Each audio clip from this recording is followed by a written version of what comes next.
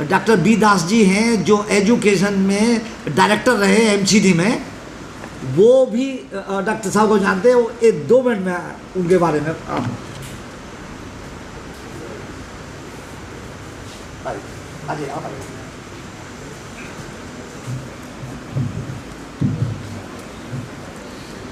सभागार में उपस्थित सभी सम्मानित सज्जनों, सबसे पहले मैं प्रोफेसर डॉक्टर माताजी को नमन करता हूं और अपना सौभाग्य समझता हूं कि पहली बार मुझे इस प्रकार की सभा में उपस्थित होने का मौका मिला, और इसके लिए जो सबसे बड़ा श्रेय है मैं डॉक्टर MP सिंह जी को देता हूं, क्योंकि इनको मैं पिछले 30 वर्षों से जानता हूं। अभी मैं आपको एक जानकारी दे दूं, मैं भी लगभग कोई 50 वर्ष पूर्व इसी विश्वविद्यालय के एक कॉलेज में मैं भी स्टूडेंट रहा बहुत थोड़े समय के लिए, और फिर इसके बाद अपनी जॉब में लग गए हम तो। लेकिन सौभाग्य की बात ये रही, मेरी पत्नी और मेरे बच्चे इसी विश्वविद्यालय से पढ़े हुए। मैंने व्यक्तिगत प्रोफेसर माताजी जी के साथ मेरा संबंध नहीं रहा, क्योंकि वो एक लॉ फैकल्टी में थे। आप जितने एडवोकेट्स हैं, जजेज हैं, मैं तो यही कहूँगा कि इस देश में जो नियम लागू होते हैं बाई फोर्स, वो सब आप लोगों के माध्यम से होते हैं।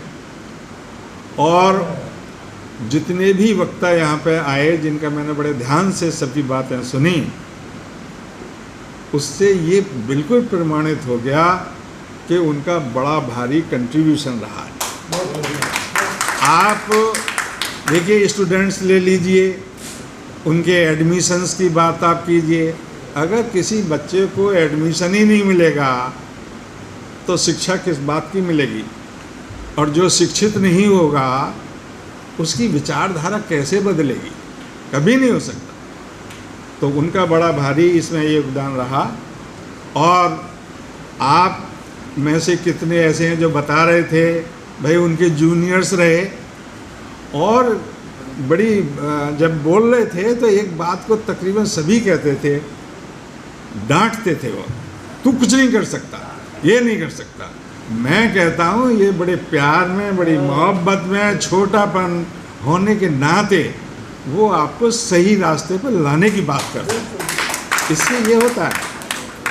और किसी ने ये नहीं कहा उनकी कही हुई बात का किसी ने बुरा माना हो। अब बताइए, जब कोई ऐसी बात हुई नहीं तो क्या होगा? बहुत अच्छा है, और आप लोगों का बहुत अच्छा ये योगदान है सर। ये जो आप उनके बारे में लिखने की बात कर रहे हैं ना, आप लिखिए उसे बाइलिंगुअल पे, क्योंकि देखिए ये देश है ऐसा। मेरा भी बड़े लाइफ का अपना 35 साल की सर्विस का अनुभव है कि आप हिंदी में कितना अच्छे से अच्छा लिख लें, और जिसको अंग्रेजी अच्छी नहीं आती वो भी कहता है अरे यार ये क्या लिखा है। तो जैसा देखो ऐसा ही अपने आप को रिएक्ट करो। हिंदी वाला हिंदी की तरह बात करो। अगर आप अपने वाइस चांसलर है, इनको कुछ, यही दिल्ली वाली बात ही नहीं है। ऐसी चीज को तो आप पूरे देश के जितने विश्वविद्यालय हैं सर, उनको वाइस चांसलर को बाई पोस्ट भेजो, पढ़ें तो सही, कम से कम कोई उनके बारे में जाने ना कि कोई ऐसा व्यक्ति इस दिल्ली के अंदर रहा है जिसका इतना बड़े भारी कंट्रीब्यूशन रहा है। एक चीज़ और मैं देख रहा हूँ जो मैं आपको सच कहता हूँ, और मैं अपने जीवन का अनुभव बताता हूँ। लाइफ में ना 3 चीज़ को कभी वेस्ट मत करना। वैसे तो ऐसा नहीं है कि आप मेरे से खास कोई जूनियर हो सकते हैं, सीनियर भी बहुत होंगे। एक तो भाई टाइम, चाहे वो सेकंड का क्यों ना हो, हम कई बार सोचते हैं अरे क्या हुआ, ऐसा वैसा नहीं। दूसरा है आपकी एनर्जी। ये जो बॉडी में जो एनर्जी आती है, ऊर्जा होती है, ये कहीं से ऐसे नहीं आती एक इंजेक्शन लगाया और अब आप घोड़े की तरह कूदने लगोगे, नहीं।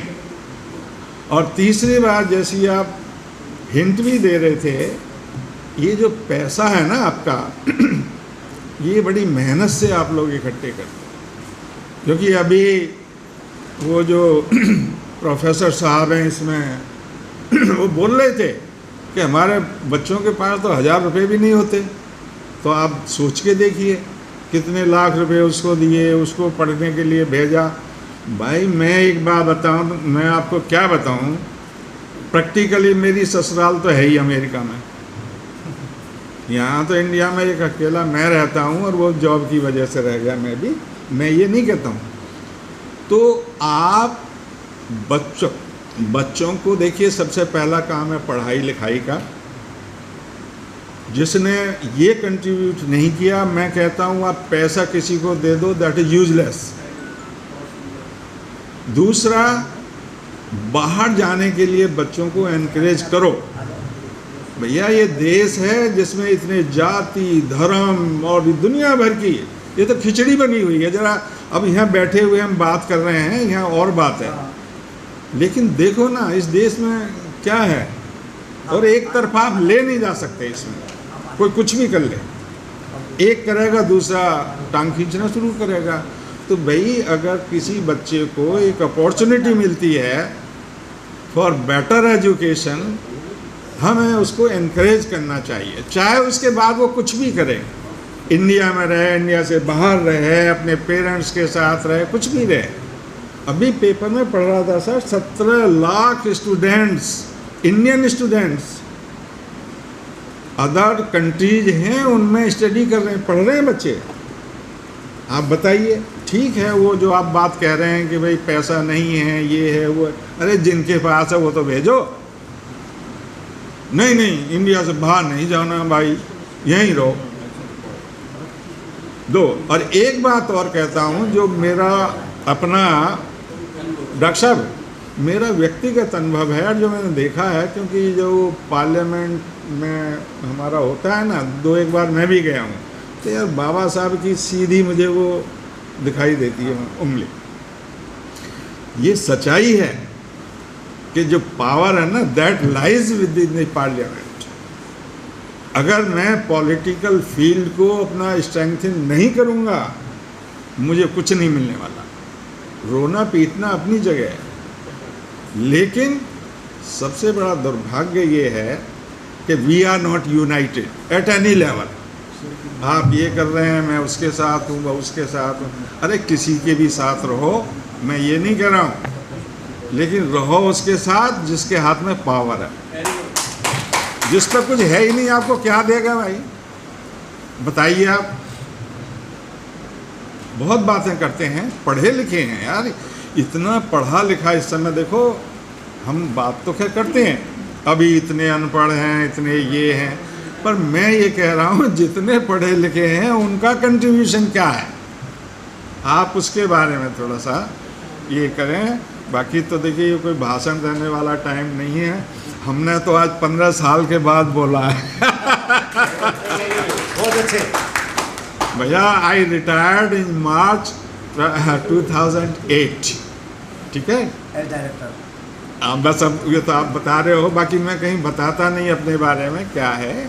देखिए आफ्टर रिटायरमेंट अब एक नॉर्मल लाइफ है, उसको करना चाहिए, लेकिन टीवी देखते हैं, लोगों के भाषण सुनते हैं, अब कुछ रिएक्ट तो करते ही हैं, कुछ सोचते तो हैं ही ना, इससे ऐसा थोड़ी ही नहीं है।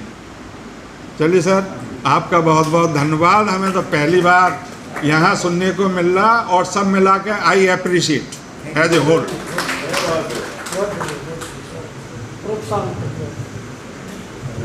Thank you very much Dada साहब।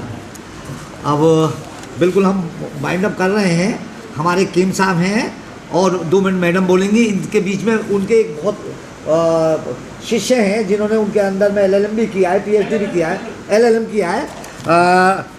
ये हैं अपने राधेश्याम कंसोटिया जी, एडवोकेट। आप आइए और अपनी बात